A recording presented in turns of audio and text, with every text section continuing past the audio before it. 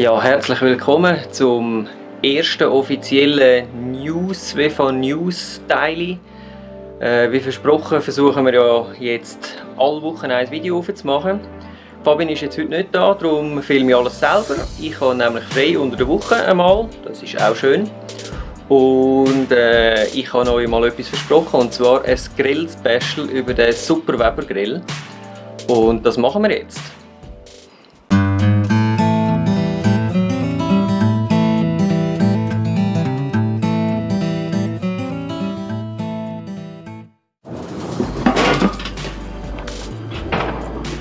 Das ist der Weber Anywhere Go Gasgrill. Und der Gasgrill, es gibt ihn nicht nur als Gas, sondern es gibt ihn auch als Holzkohleversion. Die Holzkohleversion ist in der Schweiz ungefähr um die 85 Franken und die Gasversion ist etwa 165 Franken, habe ich gesehen. Auf Amazon gibt es ihn auch.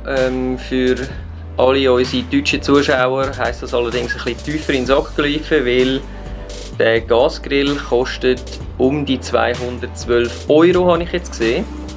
Was es auch zu beachten gibt, ist jetzt die Gasversion. Da gibt es verschiedene Anschlüsse, und zwar gibt es eine Schweizer Version und eine Euro-Version.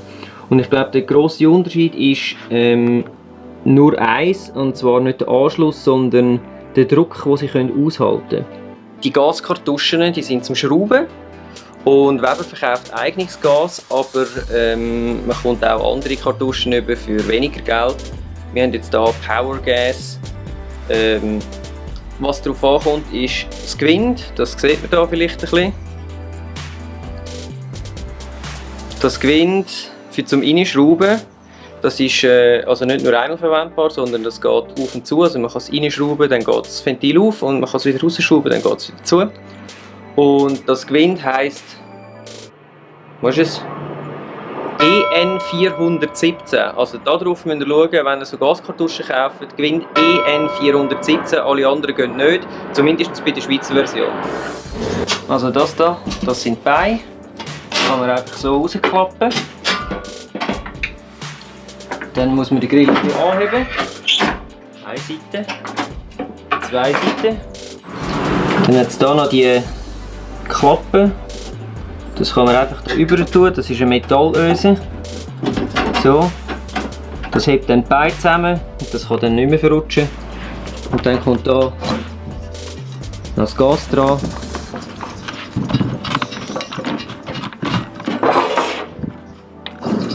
Und fertig. Zünden tut man es relativ einfach.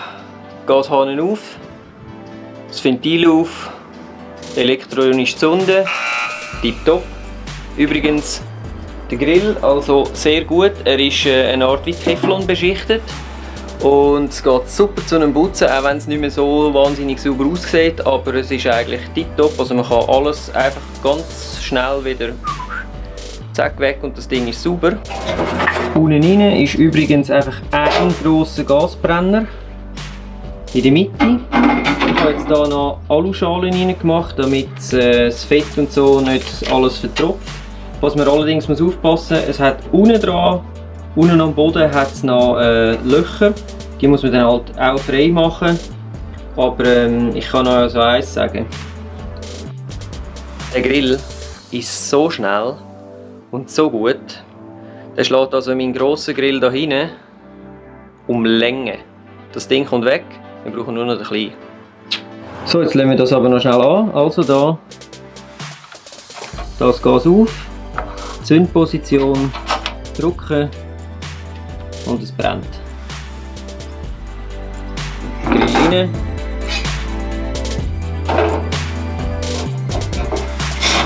So, Deckel drauf. Tipptopp. Ich tue meistens ungefähr 2 Minuten Vollgas vorheizen, dann tue ich die Grilloberfläche mit ein bisschen Raps oder Olivenöl einstreichen, damit nicht alles anbrennt, vor allem bei Poulet, sehr wichtig. Und dann kann es losgehen. Und also Pouletbrüstli und so weiter, das geht alles ratzi-fatzi. Super Sache, kann man nur empfehlen. Den Deckel müsst ihr also nicht die ganze Zeit heben. Ihr könnt das auch so nehmen und dann so einhängen. Und dann hebt das tipptopp.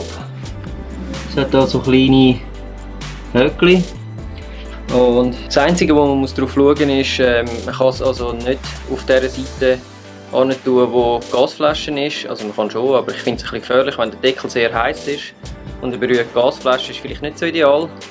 Darum besser auf diese Seite machen.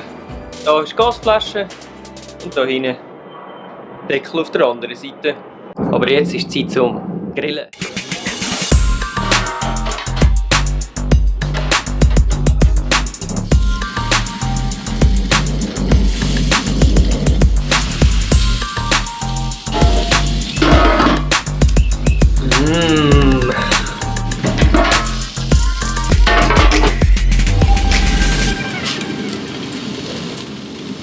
Oh, wir sind ja immer noch da. Mein Mittag ist jetzt fertig. Ich wünsche euch eine schöne Zeit, eine schöne Woche. Bis zum nächsten Mal. Ich hoffe, es hat euch gefallen. Ciao zusammen. Lecker. Wenn euch das Video gefallen hat, dann lasst uns doch einen Daumen nach oben da. Und vergesst nicht, uns zu abonnieren auf YouTube, Facebook, Instagram und Twitter. Wir wünschen euch eine spannende Zeit. Bis zum nächsten Mal, wenn es wieder heisst Svefa on Tour.